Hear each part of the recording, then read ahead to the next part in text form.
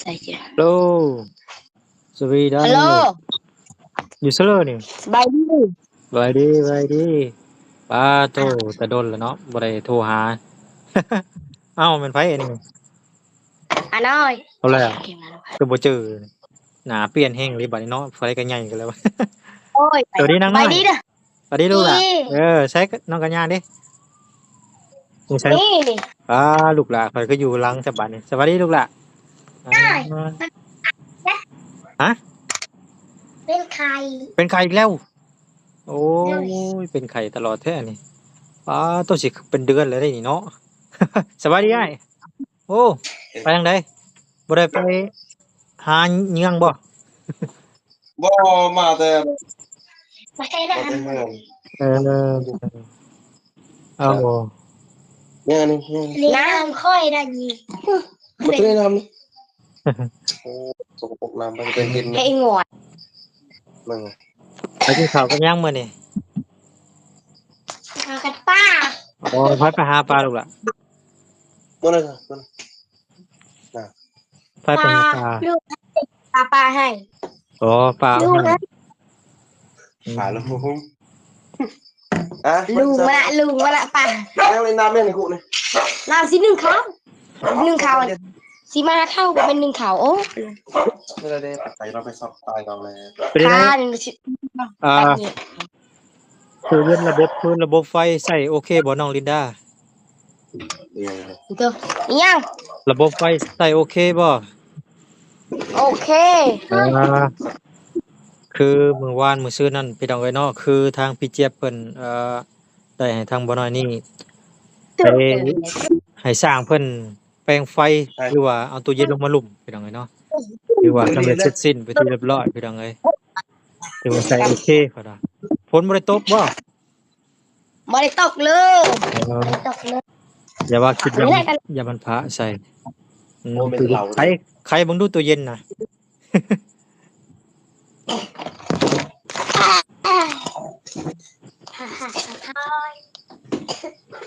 น่ะเป็นไอแหละโก้ย เอาช่วยเปิด ก็ไฟหุงดีใส่ยังในตู้เย็นน่ะ ไปอาหารนี่แหละ โอเค มันจังบ่บูดแม่นแหละ อาหารไว้กินหลายมื้อจะบ่บูด กินหลายเด้อน้ำเย็นน่ะเด้อ โดย บ่ได้กินน้ำเย็น เป็นไอ กินน้ำเย็นห้อยอันตรายได้ยันคอวิดานขึ้น โอ้คอไข้ได้ลูกหลานเอ้ยอามีโต๊ะกับข้าวแล้วเนาะโต๊ะทางพี่ทางพี่เพิ่น เอาไปเลยไปตรงนั้นโต๊ะเอาอะไรเงี้ยไปก็ต้องขอไปได้ยัง กินยาแล้วน้องกัญญากินยาได้ลูกหลาน หน่อยอ๋อได้ยัง ถ้าได้กินยา ยายังอยู่บ่มีอยู่บ่ยา ยังไป เออ ยังไล่ ยังหลายอาจจะตัดผมบ่ลูกหลานน่ะคือเป็นอันนั้น ตัดผม ตัดผมเองบ่ บายี่ตัดให้ อ้าวจะพวกคือทรงว่าซั่น ข้างล่างหันตัดให้ข้างหน้าหันตัดเอง โอ้ยตายว่ะนี่ทรงมันจะได้คืออันนั้นเฉพาะแปลกๆข้างหน้าตัดเอง แม่นและ ข้างหลังไผตัดให้ ข้างล่างหันนี้ไอ้ยี่ตัดให้ คือบ่ให้สร้างตัดให้อยู่ห้านนะ ถึงหน้าบ่ให้ไปนะข้า โอ้ บอก ย อันนั้น มันก็ทรง เขาไปตัดผมได้อันนั้น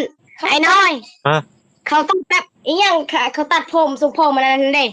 เขาไม่ได้ใส่กันไกลนะ อ้าวถ้าต้องเด้อบ่ เขาตัดเนื้อได้เขาอันนั้นเขาตัดผมฮะโ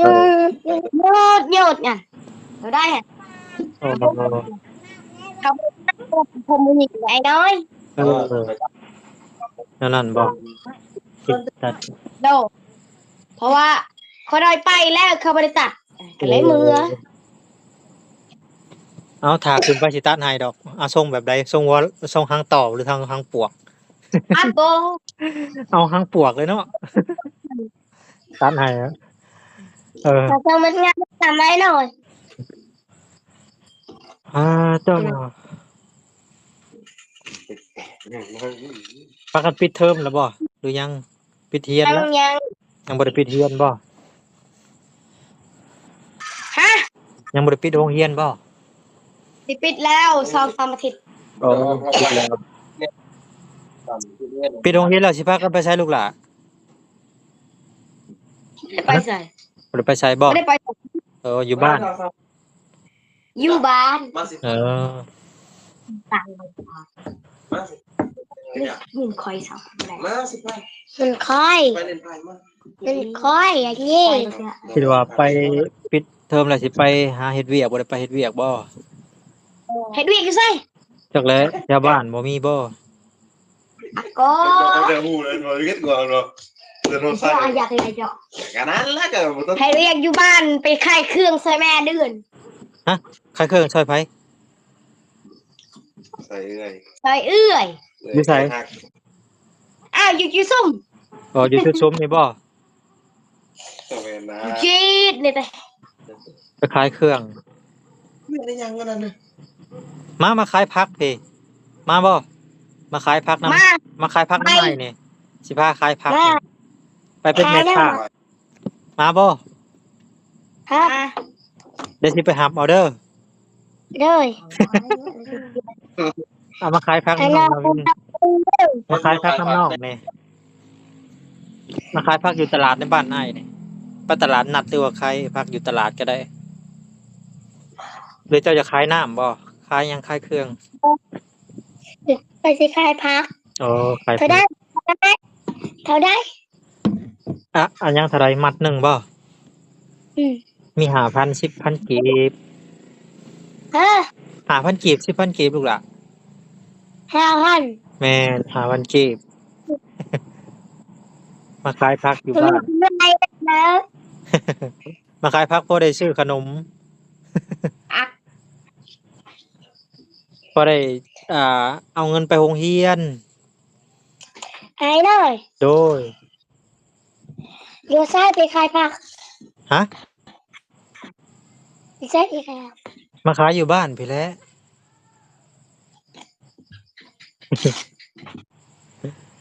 ขายจักมื้อแหละลูกหล่ะ ขาย2 มื้อ 2มื้อ บัวจี2 มื้อจ้ะมาเมื่อกี้นี่โลด โอ้เมื่อกี้นี่โลดเออ โลด ตากแดดบ่หรือตากฝนหรือว่าจังใด บริจาคยังเป็นใครเลย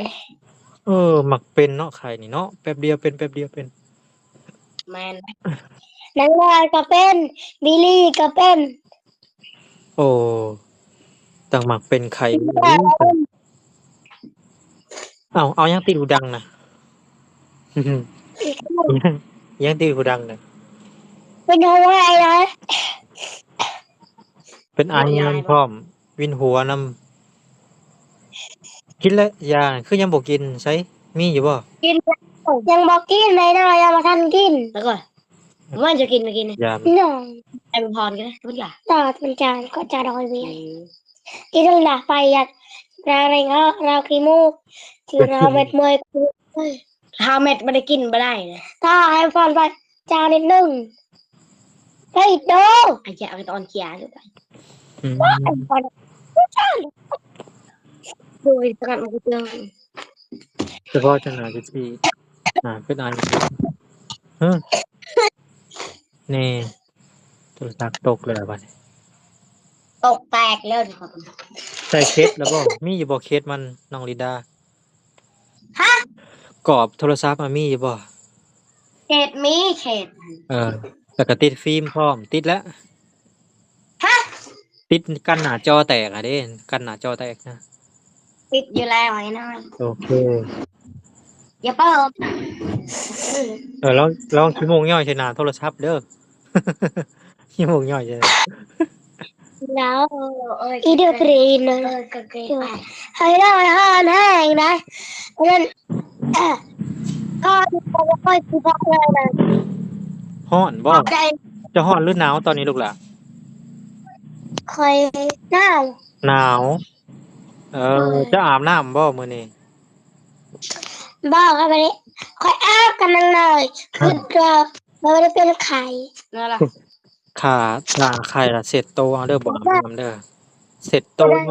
เอาแพรจุ่มน้ำเสร็จเอา ค่อย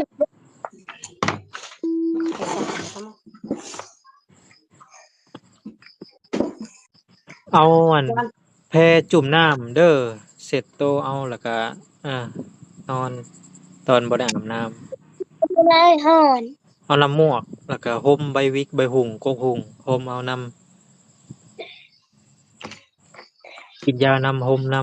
ำกินยาหลายก็บ่ดีต้มกินน้ำหักไหม้น้ำสมุนไพรน้ำต้ม มา น้ ดิ ำต้มน้ำอุ่นๆห้ามน้ำหักก็มาเขียบก็ได้กกซิดาก็ได้ เราไม่มักสีดำไม่มักเขียบ ต้มใบต้มกกหุ่งก็ได้ไอ้ใบหุ่งใบหมากหุ่ง กินบ่กินบ่ อืม เคยต้มมาเป็นได้นะให้ลินดาตัวใหม่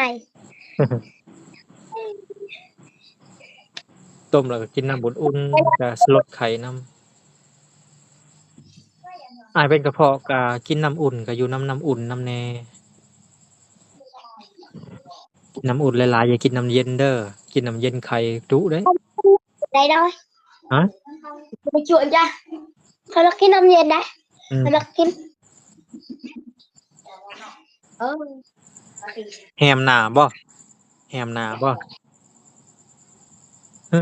ไปเลย น้ำแฮม สวัสดีจ้ะ สบายดี สบายดี โอ้เฮ็ดหยังกินข้าวกับหยังมื้อนี้ กินปลาจุโรงเรียนกันมาทุ่มเป้า โอ้ลูกเลี้ยงมาเนาะลูกเลี้ยงเพิ่นหลายเฮ็ดให้หน้าคือเก่าบ่ โดย ตกกาแล้วบ่ ยัง บ่ได้ผลตก บ่ได้ฝนตกอยู่นะ โอ้ฝนบ่ตกเนาะปลูกว่านแถวเฮือนนั่นเด้หน้าเฮือนนั่น เบิ่งอันนี้ไข่นี่ เออ ก็ให้ลูกนี่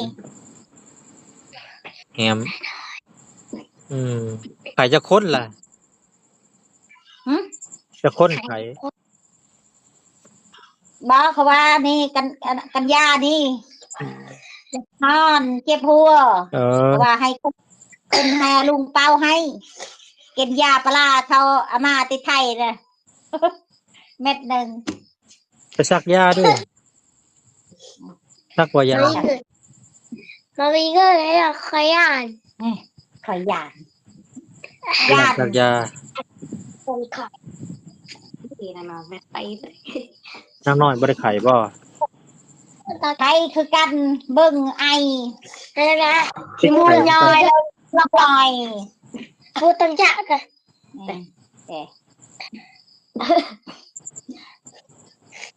เริ่มใหญ่แล้วจุพาเพชรนี่ เป็นซาแหละก็ เป็นสาวแล้วอายอยากได้ขะดองและบาดนี้ ไปใหญ่เป็นสาว จุพาเพชรกันยากับอันนั้นน้อยนี่แหละ อายอยากได้ขะดองแล้วไม่ได้หึงละ ว่าบ่ให้เผาไว้ได้อายุ20ปลายพุ่นแหละหมอยว่ายังน้อยอยู่14 15บ่ให้เอาเด็ดขาดได้มันเป็นเด็กน้อยอยู่เด้อนะ จะคุณนั่นนี่นะคุณจะงง เด็ดขาดเลย หนาเลยไปวันละก่อนละวันใจจึงงอยเด้อไปที่พ่นใจที่พ่นใจจนหนักใจโอ้ยงอยทะลุเด็กงอยทะลุไปมาลืมหลังพ่อหลังจะพ่อนี้หลังนะแต่มาลืมลาไปมันจะอีกอย่างละกันสาวหาเป็นสาวมีอย่าง เบิ่งนี่พ่มกระตัดนี่คือตะโอย โอ้ย พ่มงามบ่งามกระตัด บ่ตัดเองเด้อเพิ่นสิไปตัดเอง ล่ำเขาว่าตัดเอง เบิ่งไก่นี่ เลือกกับตัดเองสบาย ตัดไป โอ้ยเนาะผมก็ได้บักงามๆหนูไปตัดเอง งามงามผมนี่เบิ่ง อันนี้จน คือไผ ผม ไป น้ คือสาวพรแล้วบัดนี้ ำอัดก็คือโซฟา โชคได้ชาวพร โอ้รวยเลยค่ะเชิ ช ญ มเข็ด โดนใบเชิญ เก็บเชื้อเก็บอันนั้นจับไก่ ไปเจ็บไปเลย ได้ยังไงเนาะ อาบน้ำเด้อมื้อน่ะเสร็จเอามื้อนี้วันหยังบ่ได้ไปโรงเรียนบ่มื้ออื่น ซี่บูซี่ไอ้หน่อย อืม นี่มันมีคนโตเธอต้องเป็นคนโตที่จะรักเธอมาน อนได้อยู่บ่เนี่ยฮะนอนหลับอยู่บ่ พี่โมกมาไม่ได้ เออก ลับบ้านในพี่กลับบ้านเลยอร่อยเจ็บหัว อันน่ะไปต้มอันน่ะห่มไปพากันไปต้มใบมะฮุ่งห่มไปห่มเป็นเหรอวะ ฮะ ห่ม ผมนั่นก็ทม ห่ม ที่ คื ไหน อ เขา ผ้าห่ม ว่า มา แล้ว แล้วก็กวมหัวเด้ ได้บี ตุ่มใส่หม้อหนึ่งอะเด้ จบเดินเลยได้เด็กได้เด็กตี รู้จักบ่ กูเจเลยไปเป็นคลิปพาแนวจินปีพวกเลย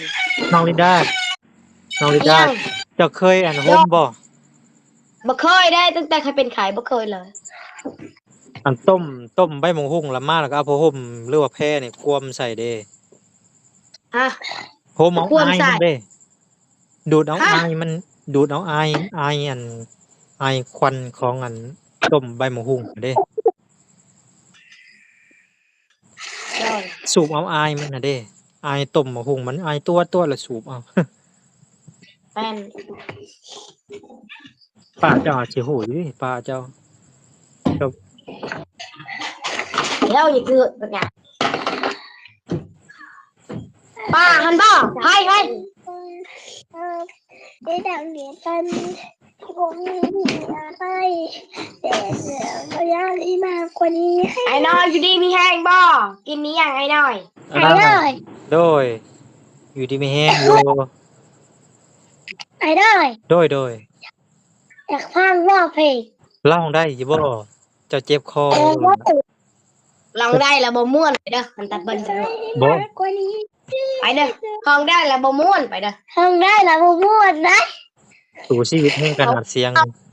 ขับบ่ เรียก ไหว้ ไทย เจ้า ได้ปะ เจ้าไหว้อยู่บ่ขับบ่ไหว้ก็บ่ฮ้องเด้อยันขี้มูกตันคอเลยเด้อ ผู้ชายคนนี้ว่าคนนี้ให้ดีที่สุด สมที่เธอไว้ใจนะแล้วก็จะ ได้อยู่ เอาเพลง ได้อยู่เอาลองเบิ่ง แล้วว่าล่ะเพลงเที่ยวไม่ลาวไม่ลาวเพลงนะมาเปิดโทรศัพท์เปิดเพลงกันหน่อยพร้อมล่างกับเพลงเลยใครรักคนนี้ให้ดีที่สุด สมที่เธอไว้ใจนะเหตุที่เธอไว้ใจไอ้ได้อยากฟังเพลงยักษ์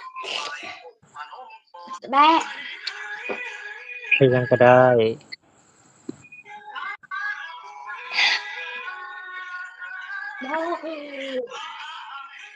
เลยเพลงยากไหมได้ ลองเด้อเจ้าได้เพลงหยัง เพลง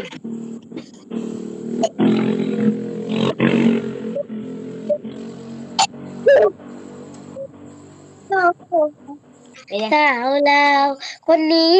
สะทูพัดพีเสียคนข้างหลักและบากสบายเด็กสาววันนอกต้องเป็นเด็กสาววันนอกนะ บาดนี่ขี้มูกก็มีบาด เอาละเด็กผู้ชายคนนี้เด็กสาววันนอกแล้วคุยไปกันยาเราไปเปิดเพลงมันแหลมไหมเราเห็นกันลูกกันยาลูกกับไล่ประเทศลาวใครตานังน้อยใจปวดร้าวรอแม่ดอกได้เราคืออ้นกันเลือกสองพี่น้องบ่ไหวแล้วเราเฮาเสียงดีบ่ไหว พอแล้วบ่ไหวแล้วจะได้หายใจบ่ออกเลย ไหวสู้ ยังบ่ยอมอยู่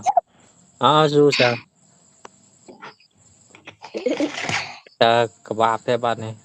ห้องเพลงเช็ดขี้มูกพร้อมบ่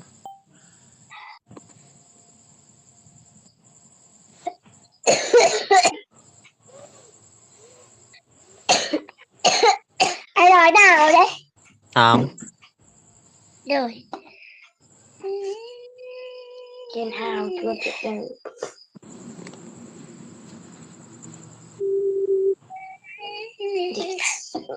เด็กสาวบ้านนอกเด้อเวลาเด้อเด็กสาวบ้านนอกต่อเรือชีวิตออกจากนาโมหัวลมแห่งโชคชะตาสีพัดสีพาพี่จังใดดอจากนาลาทินก้มกับลงดินกับลาเบพอขึ้นติดสีหัวแล้วก้าวดอโอ้ตาวาโอ้อะไรอยากเป็นแสนเข็นชีวิตและเป็นของพระเมตตาอยู่กรุงเทพมหานครเตไปสู่อยู่กลางเมืองไทยหากคือฝันไว้หากคือฝันไว้บ่โดนคงได้บ่โดนคงได้ขึ้นเมื่อบ้านเฮาบอกกับใจสู่เด้อสาวลาวให้ส่งพอบเอาฝันคำโคงว่า เออว่าโอ้ ตบมืออยู่สั่นๆด้วย โทรศัพท์เป็นหงายหลัง นี่มันยังไม่มีอะไรที่มันคงถ้าพ่อแม่ไม่ได้รังเกียจกัน ที่ผมไม่มีอะไร แต่จะพยายามไม่มากกว่านี้ให้ดีที่สุด สมที่เธอไว้ใจนะจบแล้ว โอเคตบมือ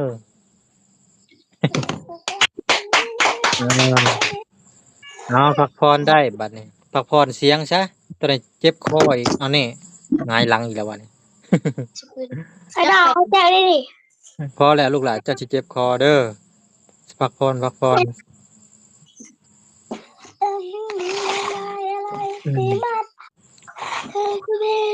มื้ออื่นพากันไปใช้มื้ออื่นนี่ หมอ โอ้โหบ่ นอนยุ่ง อ๋อมื้ออื่นวัน ไป หยัง เป็ มื้ น อ ข่าว